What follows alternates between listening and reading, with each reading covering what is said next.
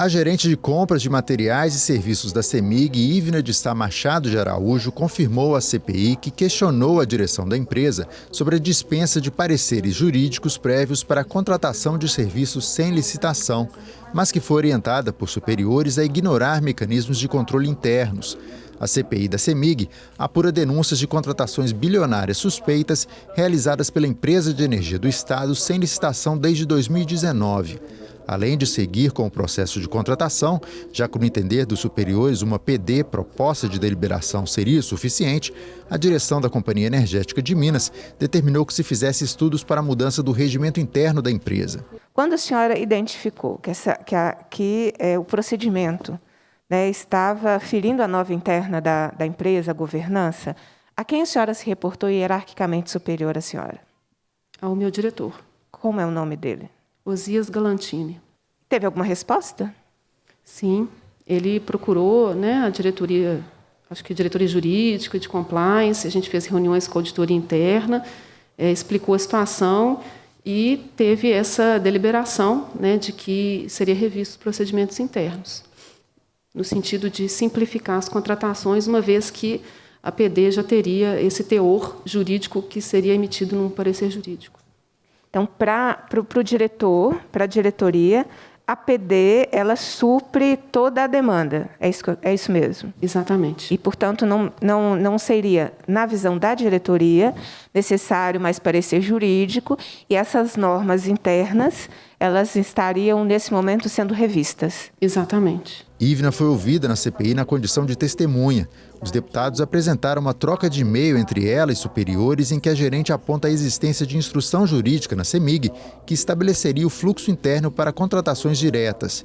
De acordo com o fluxo, a área contratante deveria fazer uma justificativa para a contratação sem licitação, a diretoria jurídica deveria emitir um parecer prévio e, por fim, a proposta deveria ser aprovada pela diretoria executiva e o conselho administrativo. Mas a diretoria teria mantido a contratação com o argumento de que as regras seriam revistas posteriormente. Com base nesses apontamentos que foram feitos, né, e que foram verificados, foram arguídos, né, voltamos às áreas e foi informado que a questão do parecer não era necessário porque a análise jurídica já estava contida na PD, eu fiz essa argumentação no e-mail, né, falando que não está muito claro na norma, que aí fica dúbio, né, subjetivo, se a gente fica difícil de interpretar nós da equipe operacional. E a ação que foi tomada internamente é que essa norma jurídica, né, ela está sendo revista na companhia. Mas isso não muda o que ocorreu, pode mudar daí para frente, se ela for mudada. A gente não pode alegar o seguinte, olha, eles estão pensando em mudar, não vai exigir mais nada, vai ser a regra do boteco. O boteco é meu, eu mandei vender na caderneta, vende na caderneta. Eu mandei entregar de graça a cerveja, o boteco é meu, então essa é a regra do boteco. Enquanto não tiver em vigor na CEMIG a regra do boteco, tem que colocar e analisar as questões havidas com as regras existentes nos manuais, nos regulamentos da CEMIG em vigor. Se for implantada a regra do boteco, a gente provavelmente não vai ter dificuldade em fazer essas coisas que estão sendo feitas lá, mas, por enquanto, a regra do boteco não está em vigor oficialmente na CEMIG. Oficialmente, na prática, parece que sim. O vice-presidente da CPI, deputado professor Cleiton, alertou a gerente sobre a gravidade do fato. É muito sério a situação que estão colocando a senhora. Quem entende um pouco de administração pública, um pouquinho de leis das estatais, o que a senhora está colocando aqui é gravíssimo. E estão colocando a senhora numa saia justíssima. Com todo respeito, deputada Beatriz Cerqueira, mas eu precisava alertar a depoente, como testemunha que ela do quanto estão colocando-a em perigo. A gerente da CEMIG garantiu aos deputados que sempre agiu dentro da legalidade. Segundo ela, a dispensa dos pareceres jurídicos não desobedece à legislação. Jamais eu deixaria passar um processo na minha gerência se ele tivesse uma ilegalidade. Então, eu me procurei saber exatamente se aquela situação era ilegal. E, pelo que eu verifiquei, no quesito legalidade não fere. ele fere um normativo interno da CEMIG. Aí é uma questão de governança. E isso eu levantei no apontamento da auditoria interna para o meu diretor, e isso teve os desdobramentos, né, que vão levar, inclusive, a essa revisão. Então, é só para falar que ilegalidade eu jamais permitiria passar. O deputado Roberto Andrade lembrou que a contratação direta ou inexigibilidade de licitação é uma prática prevista na lei. Mas o vice-presidente da CPI disse que a validação de contratos após a execução de serviços só deve ser utilizada em situações emergenciais. Essa questão de inexigibilidade sempre foi uma prática utilizada, né, a senhora tem muitos anos de CEMIG, sempre foi utilizada pela CEMIG, notadamente por consultorias, assessorias, escritórios. A nossa rotina é o processo licitatório, né, é a licitação em si. A inexigibilidade, ela acontece em menor volume, né, mas sempre aconteceu. Mas sempre aconteceu. Sempre aconteceu. Não são simplesmente as inexigibilidades, são as convalidações de contratos verbais feitos pela CEMIG, que depois se transformam em inexigibilidade. Vamos colocar a ordem nas coisas. O problema não é a discussão da inexigibilidade, o problema é a cortina de fumaça para contratações ilegais, escusas, que ferem o âmbito da lei.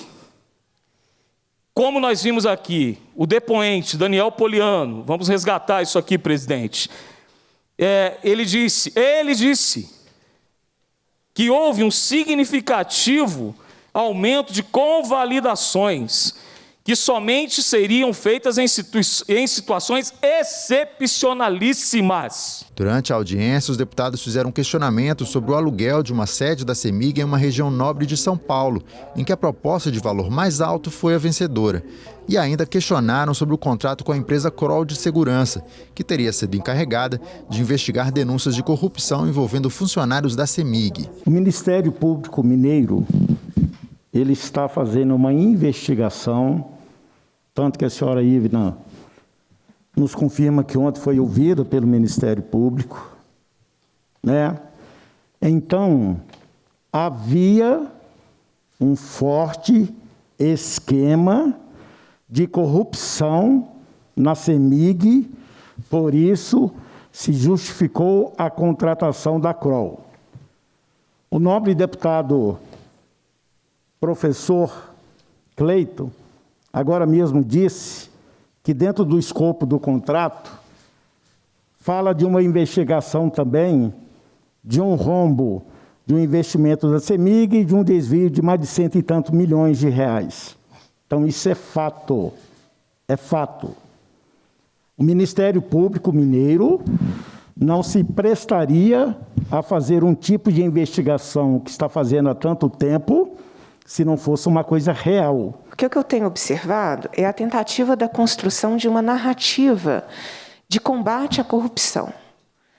Então, portanto, a contratação da Kroll, a destituição de empregados de carreira de postos de gerência e superintendência,